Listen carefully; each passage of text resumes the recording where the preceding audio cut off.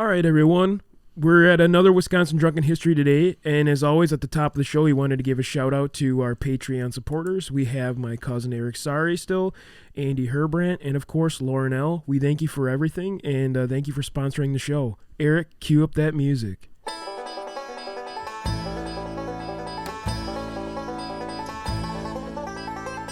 Hey, welcome to the Wisconsin Drunken History Podcast. We are your hosts, Eric Sturgeon. And I'm Russell Sari. This podcast is about all things Wisconsin, history, music, culture, and beer. Although we don't often use strong language, the content is not intended for young audiences, so listener discretion is advised. If you love the bluegrass music you hear in this intro, please check out Dang It's from Madison, Wisconsin by visiting their website, dang-its.com. Now on to the show.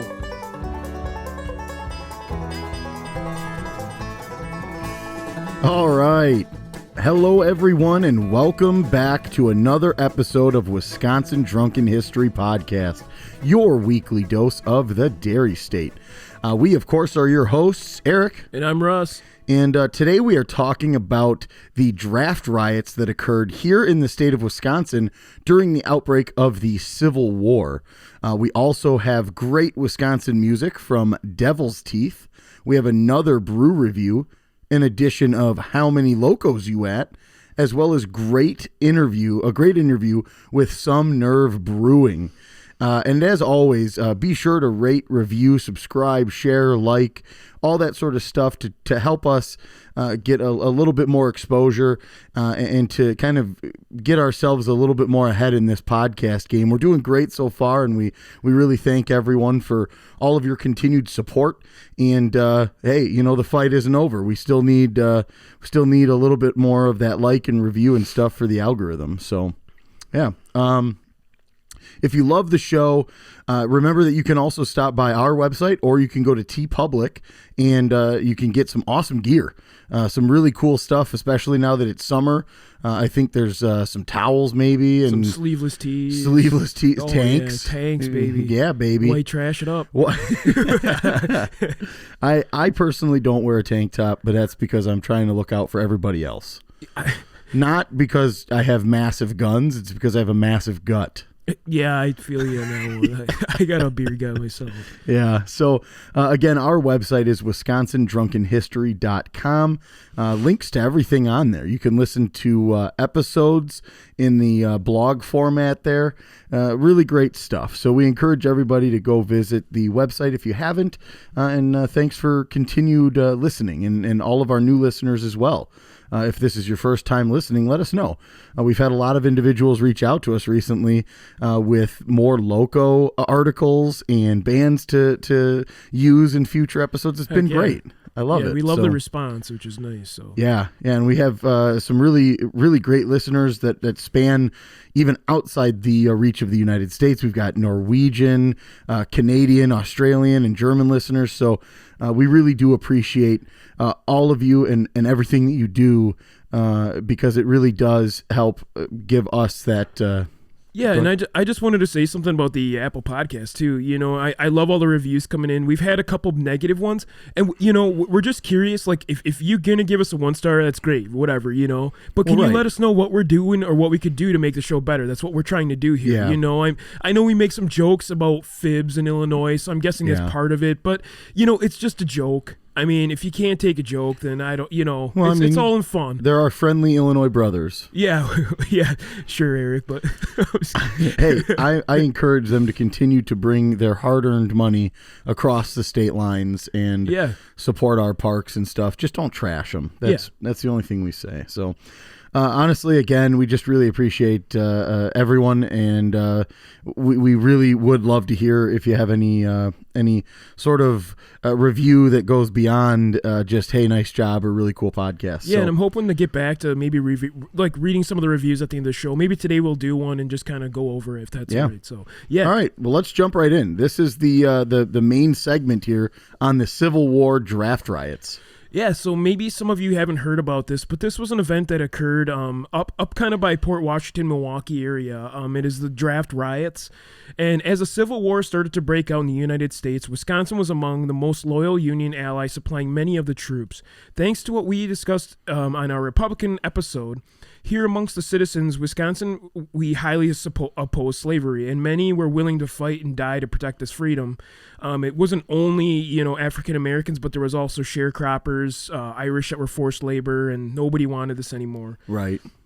The first call for troops went over well, and many were enthusiastic and willing to fight against with the Union Army, and specifically their call to allow slavery to continue. They didn't like anything that was going on down south. And these people were willing, and many of them volunteered in the first round. The war would pose to be very deadly as slavery to continue. As slavery continued, more and more people would come in this first wave. And many of the people did lose their lives in this first wave, and they came home beaten and battered, which everyone could see, and it was on display. And due to the large number of casualties and the horror of war, a call for more Wisconsin enthusiasm started to dip, and you can understand why. I mean, missing legs, and you start to see your team losing, and you just sort of, and then not just losing, but like losing their lives and losing limbs, and becoming, completely, their lives are completely changed by these injuries that they're sustaining out there. And a little funny side story: if you ever go up to Thunder Bay, Canada, you're probably going to meet a lot of people that have roots in Wisconsin, because a lot of them, to get out of the draft, moved to Canada. Thunder Bay is right over the border there, so you're going to find a lot of Finnish, Norwegian, and German residents that were probably once Wisconsinites. Not everyone, but a lot of them. There's going to be some, yeah. Yeah. And when Lincoln called for an additional 300,000 men to assist the fight in July of 1862, unlike the first wave, many of these people did not want to go. And very minimal people would want to volunteer at this point. And you can't really blame them, And again, the mass casualties would occur, causing Lincoln in August. And this time, the number would actually only reach 11,804 men. And Wisconsin Governor Solomon at the time would declare that draft was necessary, and this was the boiling point for many who refused. He would hire all the county sheriff's departments to recruit any man between the ages of 18 and 45. And based on this data, Wisconsin could provide 127,894 men who have yet served. Wow. And the drawing round out of, the names would actually occur on November 10th. And due to the last remaining people not wanting to go, nor supporting the President Lincoln at the time, many would fake ailments and reasons why they couldn't serve. And this happens in every war. I mean, look, watch MASH. The one guy who cross-dresses and does whatever he can to get kicked out. It happens every time there's a war. Nobody, to be honest, I love that people are willing to die for my freedom, but at the same time, I understand not wanting to go. Oh, for sure. I certainly don't blame them. And you have to remember, a lot of these Wisconsins are made up of majority German population, and many of these men fled Germany because of the forced draft and military service in their own country. So they're getting pissed off. They're like, hey, I left my own country because of the same reason. Now you're forcing it on me here. Yeah. No way, buddy. And no way, pal. And like I said, a lot of Wisconsinites actually moved or went to Canada, including Thunder Bay and Sault Ste. Marie in the UP area, and counties like Fond du Lac. The people who refused are often teased, and signs were placed on their home reading "Cowards Headquarters." So you can see where this is going, and it's going to end on a terrible note, right?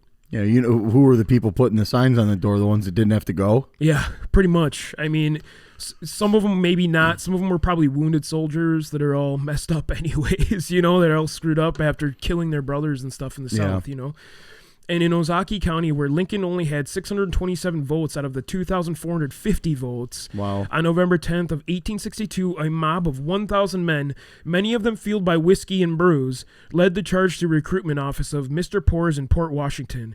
He and his assistant were dragged out of the office and beaten and tossed down steps, and the men would grab all the drafter paperwork and destroy and burn it. They then proceeded to drag a small 4-pound cannon that was used in the 4th of July celebration and loaded it with a ball shot and shot it into Lake Michigan, and saying, "Uncle Sam, come and find and arrest me." Governor Solomon at the time heard of the news and sent 8 companies of Union soldiers to stop the protest and arrest the men. 8 men would be arrested and the rest would flee. Colonel John C. Starkweather would produce calm in the city, and the numbers were still drawn while the guardsmen would keep watch for any trouble. Port Washington was actually not the only city to protest against the draft. West Bend also had a breakout of rioting and anger, and another 4 companies were sent there to calm this breakout in Washington County. Wow. Yeah. And in this case, the draft manager was beaten bloody and chased from the scene. And many smaller ones throughout Milwaukee and the rest of Wisconsin would occur. But after seeing the severe punishments and martial court trials of those who opposed, and federal proceedings in prison, everything's kind of seemed to quiet down, which usually does, right? Well, it sucks that the war was right here in our own turf between the North and South, and we're having to send, they had to send, Union soldier companies away from fighting, the enemy to go over to try to control these rioters, right? And I mean, that just that swing could have been enough to, to have the South overtake, and it's. Yeah, I mean, like you said before, like these people were coming home. I mean, news didn't travel as fast as it did today. It could take 4 to 5 days to get to something. And the Union always put up a pretty damn good fight, and they were always kind of winning. They had a lot of soldiers because we have New York, a lot of the patriotic New England states with tons of population. But Wisconsin always maintained its Union duty and was even called one of the most Union states of the Union. Yeah. So, yeah, it just stinks to see that. They potentially could have cost them dearly. Just because they were like, I don't want to go. Yeah, exactly. Flee to Canada. I don't know.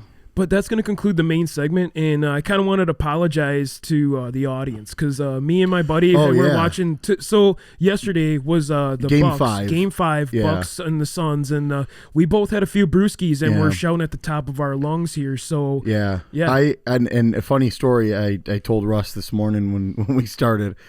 I had gone to the Fiserv Forum for Game 3 and 4, was inside cheering them on, did not have a voice for a week. And then yesterday before the game, I had commented, wow, my voice is back like full strength. I spoke too soon. Game 5 was a brutal victory, but still pulled it out. But my voice didn't make it out alive. So these next couple episodes that we are recording today, you're going to notice that. Yeah, so we apologize. And luckily we got some hair of the dog. But again, that's going to conclude our main segment. On to the music segment. All right, so again, today the band that we are featuring is Devil's Teeth. They're of the Milwaukee area. Super good. Yeah, it's just a really different style of rock. It's like more surf, and you get a really cool vibe from it. And I can imagine being at one of their shows live, you would have no other choice but to, physically get into it. Oh, yeah. It has that, 60s surf rock vibe, Head out to Sheboygan and catch some waves out there and crank this sucker up on the beach. Yeah, definitely. The ocean there in Sheboygan. Yeah, you can surf there, man. Yeah, hey, you can actually. Yeah. The waves are pretty decent there. It's going to be a little cold, but, But the song that we've chosen today is called Dirty Tricks. It is off an album called Sukiyaki Hot. I think we're pronouncing that right. I think so. Absolutely infectious grooves. Again, this is Dirty Tricks.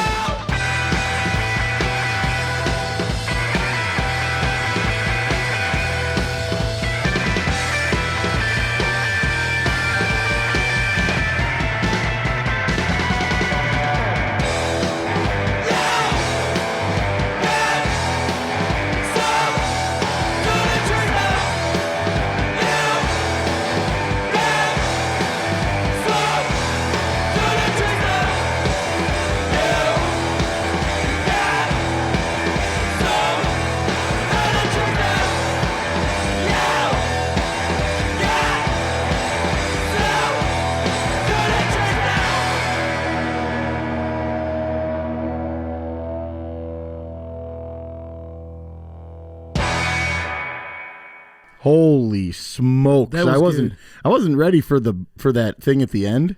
I wasn't either. That one more smash. The kids are crying now. The smash came in. The smash came in. They weren't ready for the smash. They're crying back here. Oh, God, they're not going to go to college. No, it was awesome. It was great. I absolutely love that stuff. In fact, there was a band from Minnesota, and I'm blanking on the name. I've showed you the stuff before, but I was in one of their music videos that they happened to be recording at one of the live venues in Milwaukee. I think it was at Cactus Club. It's super damn close to what these guys are doing. And it, like I said, so infectious, especially when you're there. You are just rocking your face off. Oh, yeah. It's so good. I love it. Dirty Tricks, that was such a good song. I can't get enough of Devil's Teeth. They are so good. Definitely go and check out the rest of Sukiyaki Hot and everything else that they have to offer, both on Spotify and iTunes as well. So let's check out a beer today, and I believe we're going to make a lot of our southern friends happy, south of the border, that is. Yeah. We are looking at a new Glarus beer. Yeah, so this one is the cream of the crop, if you will. This is the one that Illinois and many people come to grab. It's the Spotted Cow. Yeah, Blackhawks fans love these. The cow jumping over the state of Wisconsin. You can see it anywhere you go. Hey. Yeah. But this one is it's technically a farmhouse ale saison. I always thought it was a cream ale, which I found out it's not true. Yeah. They consider it a farm ale saison. Yeah. Coming in at 4.8% ABV. This one initially, it's golden. It's the gold of the gold around here. You can bring it to any other state. Even Colorado asked me to bring some when we were out there because they wanted to trade some new Belgium beers. And it's kind of a hazy, if you will, because it's bottled with the stuff, right? Yeah, there's a little yeast does remain in the bottom of the bottle, but it does pour a golden color with a little hint of the yeast milkiness. It drinks. You're definitely getting that farmhouse ale. For me, there's a little bit of creaminess to it. Yeah. I've had this one multiple times, so I can talk a lot about it. Oh, yeah, for sure. I've had my fair share. I've sipped back a few too many of these with you on a number of occasions. My wedding, in fact, back in 2019, that was basically like the house beer for the wedding. I mean, we got, a bunch of cases of Spotted Cow, and it was a hit, So yeah, and it's just, it's one of those crisp and clean drinkers. On a summer day, it's easy to drink this one. It's pretty light, 4.8%. You're a little over your domestics, but it's not like that much different. And if you go anywhere throughout the state of Wisconsin, like if you go to even a dive bar, now they carry Spotted Cow, right? Yeah, so on tap and in bottle. And I'll be honest, I as much shit as I give New Glarus Spotted Cow, it's a solid beer. It is a solid beer. It's more of the stigmatism around it, It got hyped up so much that when I finally had turned 21 and you could order a beer at a bar, it had kind of lost some of its steam. And like you said, individuals love this beer so much, and we get to have it whenever we want. They do not. That's true. So that's the part that we have to kind of keep in mind. Yeah, and that's kind of where I'm taking a step back here. But again, this one has like a little bit of a cereal grainness to it, a little bit of creaminess, even though it is a saison technically. So there may be a little sour element. I don't really get that too much. I'm getting more of the creaminess, the cereal, like the maltiness of it. You're getting that flaked barley coming through. Just really good. You're getting maybe a hint of lemon. I'm getting a little bit maybe from that hop that they're using. There definitely is that slight citrus, but it's so subtle that it's I don't think it's going to be something that a casual drinker is going to be like, oh my God, what is this? And before we conclude our beer review, Illinois. Don't buy it when you just come over the border. Go to Woodman's. You're going to get, say, $5 I was per just going to say, yeah, Sorry. don't hit up a gas station directly over the border. You're going to get killed. Drive 5 to 10 miles in, and you'll find a grocery store or something that has it for even just a little bit less. Yeah, so. I always see these guys come right over. They stop at some of these gas stations right over the border there. Because you're down in Beloit. Yeah, yes. So. And I see them come in and they are loading up on Spotted Cow. But I'm telling you, that case you're buying is about $5 more than if you go up the road to Walmart or the store. Yeah. You're going to get it a lot cheaper. And just a little hint for our fib southern neighbors. Yeah. So. Yeah, don't be a wise guy. Hey. Get out there and get it from Woodman's or something. But that's going to conclude the beer review. I hope you guys go and check Spotted Cow. You can get it anywhere. Yeah. Even the dive bars have it now. You can go to any store has it. Walmart, Festival, anywhere. The bank. Anything in Wisconsin, the bank has it. All right. But yeah, check that one out. Yeah. Grab a seat, gather round, join us for a chat. How many locos you at? That's right, folks. It is time again to hear about a numbskull who did a little rascally who did a little rascally stuff here. Holy cow. Yeah. So this one is from Cross Plains. The individual, the Cross Plains man, was arrested after police say he drove into a building while intoxicated on Friday night. Nice. View too many fish fries for that guy. So Cross Plains Police Department received a call at about 10:15 p.m. about a car crashing into a restaurant on the 1200 block of Main Street.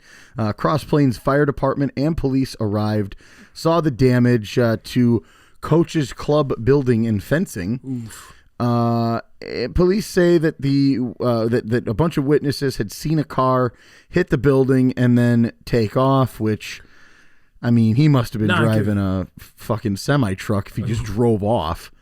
According to the department, they used the description of the car and assistance from Dane County deputies to find a vehicle matching that description with heavy damage, just a few blocks away.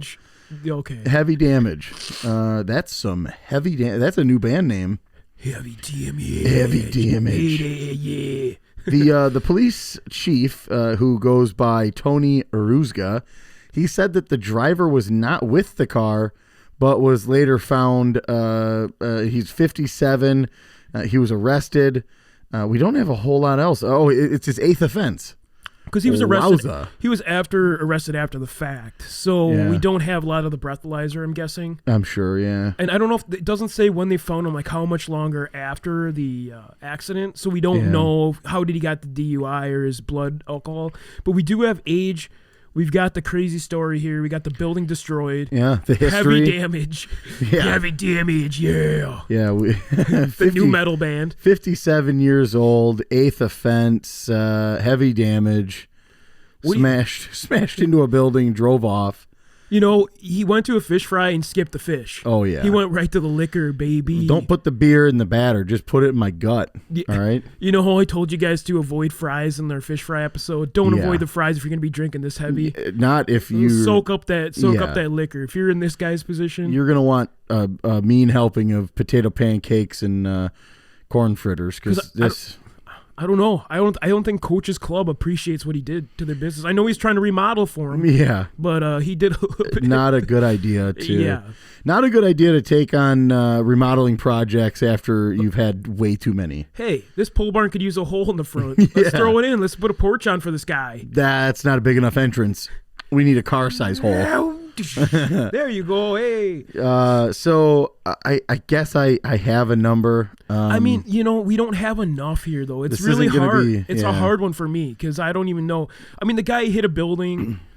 You know, it's probably going to be. I think I got a number here. I think I got one. I have one, but I again, how accurate or how close it'll be. It might be know. far off because there's not a lot of info here. So Yeah, we'll have to call him up, and find out exactly what the details how drunk are. were you, bud? Hey, come on. How many locos did you has, bud? All right, on 3. Let's go ahead and, shout our numbers out and see where we go. 1, 2, 3, 12. 14. All right. I was going 14. So we're in the neighborhood. We're going to the unlucky 13 loco, Yeah, I think. this On this, so I dude- think we have to. He's the unlucky 13 loco. Yeah, he saw a black cat. He walked under a ladder. He did all the things. Smashed through a building. Smashed through a mirror in the building. So, and he actually, the good thing is he did open up the building so they could install a porch, right? So he saved some demolition fees, right? I mean, hey, and insurance is going to cover this stuff, so yeah. Not everything is a total loss, and the article did mention that nobody was injured, so that's all that matters. Yeah, exactly. All right, today I'm here with Bill and Jessica from Some Nerve Brewing. How are you guys doing today? Good. Great. Awesome. And yeah, so we just wanted to find out, can we get a little history on Some Nerve? I wanted to know about the name and how you guys got started in the brewing industry. Well, we started out as brewery tourists, going around to different breweries in Wisconsin, learning how beer is made. I kind of got the bug first as far as home brewing. Bill came on board as I told him I told him he could name some beers, so that was it. We very quickly got obsessed with brewing. We were brewing every week for a while, trying new recipes, and at one point I think we were sitting on about 40 cases of home brew. Mm-hmm. And then it was about time we decided we better start selling this stuff because we can't drink it fast enough ourselves. Oh man, I know how that goes. Sometimes you got 10 gallons sitting in there, and you're like, oh, I don't know if I should stoop to this level, but yeah. But the big issue for us was always that we like to go out, so we get up Sunday morning, brew a batch of beer, run home, shower, then we go out and go to some other brewery and drink somebody else's beer, and ours wasn't getting drank up as much as it should be. So, yeah, here we are. Awesome. And then how did the name Some Nerve come about? I love the name. I just wonder where you guys got it from. That came about, when we first started seriously considering opening a brewery, we went through a bunch of names like you do. We could never really land on one that fit. We were just out walking the dog one day, and as a joke, I said to Bill, well, we could call it Some Nerve Brewing, because then you could answer the phone, you've got some nerve. And that's awesome. It stuck. So I was going to ask, too, is there any new brews we need to check out? I know one of my favorite is Cherry Kramer, but is there any more you recommend to the listeners? Right now, we just put on our mango wheat. It's called Scaramouche. And you'd be surprised how many people apparently have never listened to Queen because they can't pronounce Scaramouche. But that just went on earlier this week. We've got our amber. It's just a straight up American amber, but with some molasses in it. That'll be going on maybe today, otherwise next week. And then we're really excited. On Tuesday of the next week, we are going to be brewing what's going to be our 100th batch overall, our 40th individual beer, and it's going to be a hazy IPA, which will be the first time we've done one of those. Oh, I love hazies. It's kind of like it was the trend, and it's still kind of trending a little bit. I know it seems like the slushy IPAs. I'm just, I just can't get down with them. I'm still into the hazies myself, so that's awesome. I can't wait. Yeah, we had avoided doing a hazy for a long time because we tried to avoid trendy stuff, but they seem to be sticking around and we get asked for them a lot. So we finally decided, it's about time. Yeah, I know. It seems like it's kind of a trend that's not going to go away, and I you know what? They're still one of my favorite beers. Honestly, they're good, and I like them too because you have to, they're a little cloudier, so you don't have to filter them out as much. I kind of like the cloudiness and the little extra malt you get in your sip.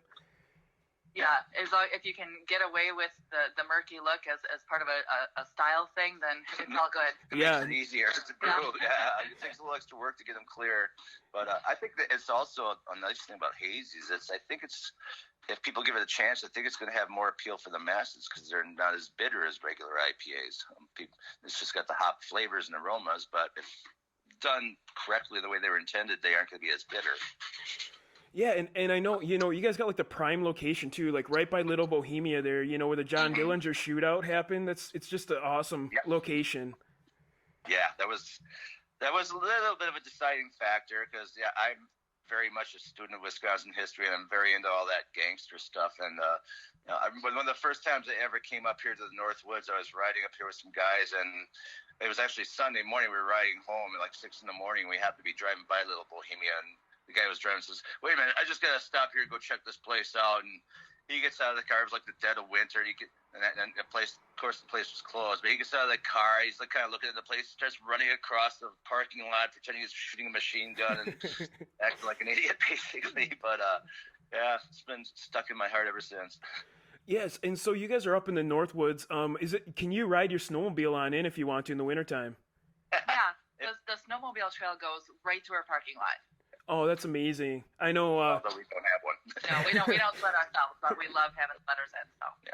Awesome. And then I was going to ask too. I know COVID's kind of going away now, and do you guys have any events planned coming up here that we need to go check out? Not Not our own. We really don't do much of that kind of stuff other than we usually have a birthday party. And actually, we just had it a few weeks ago. We had our 3-year anniversary, and we'll usually do a little Christmas party. But we do have we're in cranberry country up here.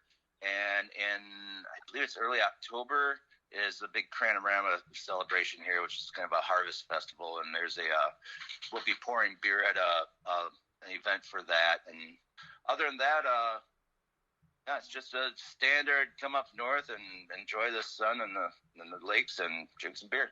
Yeah, that's awesome. And I know you guys have made the move from New Glarus all the way up there. That had to have been a hefty move. Yeah.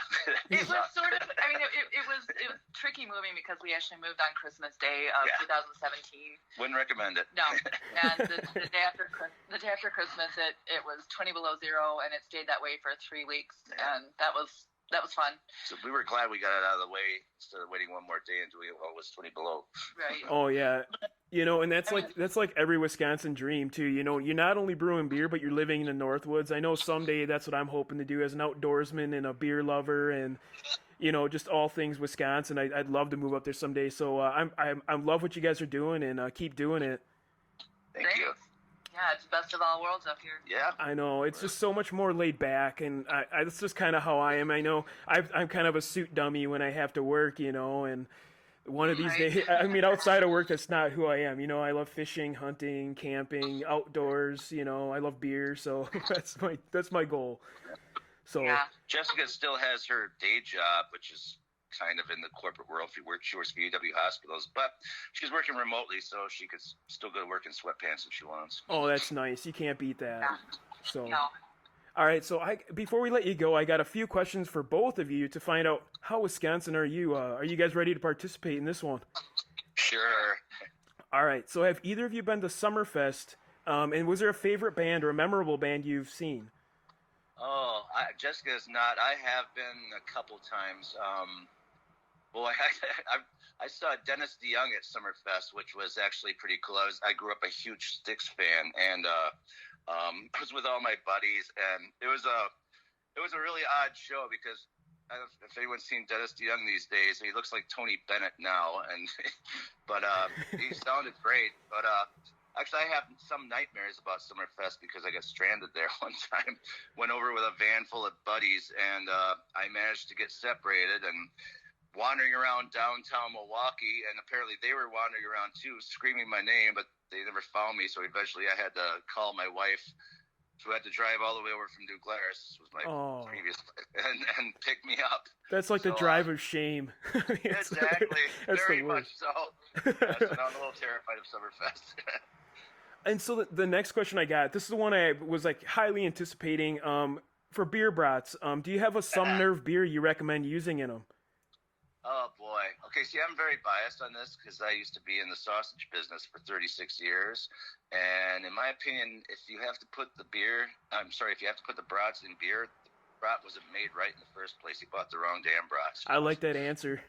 Actually, yeah, I know we always try to look for flavor, and it always seems like the ambers and the lagers seem to be the ones to use. And I could see that, yeah, something with some flavor to it. Not, everyone always goes for the Miller Lite or whatever, and it's like, well, you're already cooking it in water. Why do you want to just add more water to it? So, yeah, no, that's exactly it too. And it's always like the cheap beer, PBR or something. But lately, I've been trying to branch out and try something new. It's like I can't use cheap beer in brats that are supposed to be perfect in general. And then you're putting a crappy beer in there. So, So basically, if you have a Some Nerve beer in your hand that you're sipping on while you're grilling a brat, you're doing it right. Yeah, that's the way to do it. Don't put it in the brat, put it in your mouth. That's what I'm saying. And then, so the next one I got, it's kind of a funny one, but do you guys have a Quick Trip rewards card? We do. We never use it. Yeah, we used it for a while, and then we kind of stopped using it because we never cashed in the rewards. So eventually kind of got to the point I just want to get in and get out. Yeah. And so a little bit of a Northwoods one for you. Have you ever seen a black bear up there? Yeah. Oh, no. Just last week in our backyard at the brewery. Yes. Oh, no way. anyway, we have a big picture window behind the bar, and we always have a bunch of bird feeders out there. It's a nice thing for people sitting and enjoying their beer. They can sit and watch the birds. Well, that jerk came in last week several times in a row and started tearing up all our bird feeders. So right now the bird feeders are down, and we have I'm waiting another week or so before we put the feeders back up. But yeah, if people go on our Facebook page, I think I posted a picture or a video or two of that. So He's just coming in smelling that malt sugar, looking for a couple brewskis. yeah, basically. I mean, I think he was attracted by our dumpster too. So hopefully he's which was empty yesterday. So hopefully he's moved on. Hopefully he's down sniffing around Little Bohemia instead. Yeah, exactly. And that's the next question, actually. Supper clubs. Do you both have a favorite? Oh man. Oh boy. Anglers. Oh yeah. In Twishwaters. That's Never had a bad meal there. fantastic. Blue Bayou. Blue Bayou's great. Aberdeen. Aberdeen.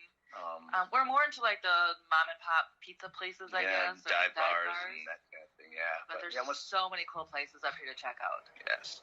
Awesome. And then another Northwoods one I have, and I kind of tailored this to you guys. Have you ever had a pasty up in Hurley, Ironwood area? No, we have not. No, everyone. I mean, all our locals are always talking about. There's a place in, I think it's in Bessemer that's everyone always talks up. So one of these days we're gonna pick one up. Jessica's mom always makes pasties, and she sets us up with like 12.5 of them and loads our freezer up with them. So Awesome. we're kind of got our pasty fix all taken care of there. Yeah, they're it's like one of those things you gotta try at least a couple times in your life. I know my parents, we were from the Hurley area.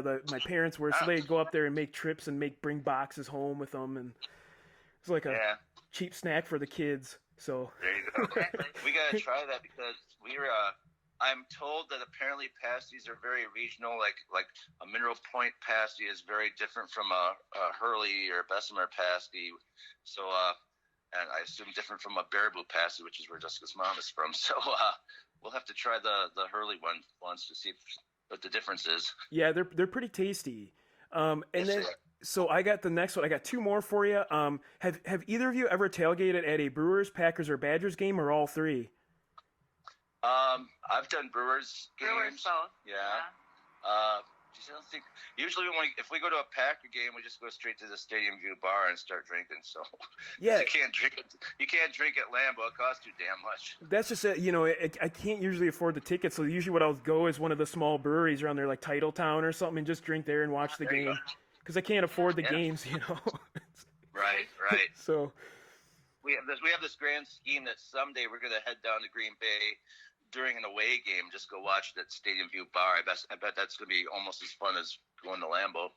I bet, and I mean, the problem is sometimes you go and tailgate and you can't make it into the game anyway. So if you're tailgating at the Packers game, it's not so bad to pass out in the back of your truck. And There you go.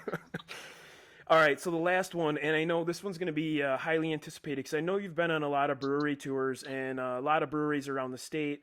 Besides Some Nerve, is there a recommended brewery that you recommend our listeners go and check out? And this has to be a tough one because I know you've been to hundreds at this point. There's so many. Just off the cuff, Anna P Brewing in Algoma, McFleshman's in Appleton, Youngblood in Madison. I love Potosi Brewing. Fifth Ward in Oshkosh is fantastic. Frankly, I mean, there are currently 226 breweries. We have been to 206 of them. Excuse me. And I mean, there's only like maybe 3 stinkers out of all the ones we've been to, and I'm not going to name names. Got to be cool about that. But of course, we have to shout out the locals. Cherry Brewing, Eagle River. Absolutely. Rhinelander Brewing, Rocky Reef and Woodruff. Yeah. There's great. There's so many fantastic breweries in this state. We are very fortunate. It's been a great education for us too. We started out visiting all these breweries, and it really informed how we built our business. And it's been awesome, a great experience. Bill and Jessica, thank you so much for your time today. I was highly anticipating this one. We've been drinking a lot of Some Nerve lately. My buddy went up there, my co-host, and loaded up.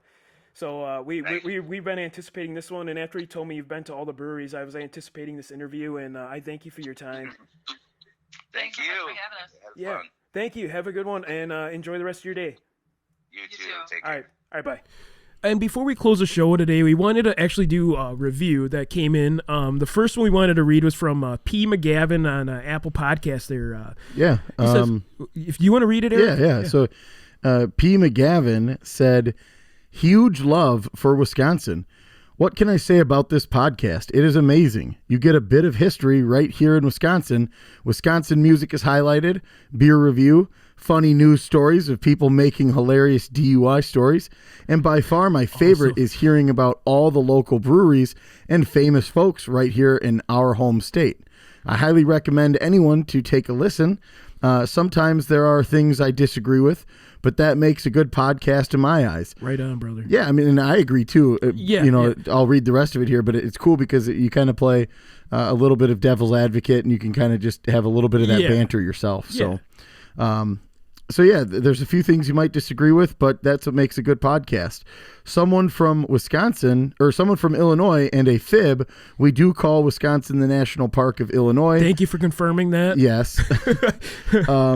As we always go up north in the summer.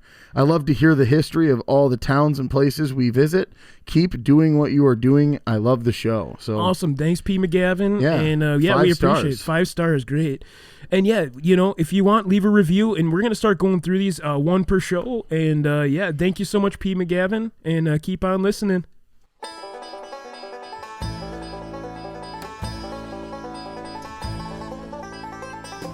All right, that concludes this episode of Wisconsin Drunken History Podcast. If you enjoyed this vulgar display of Wisconsin, please like and subscribe on whatever streaming platform you prefer.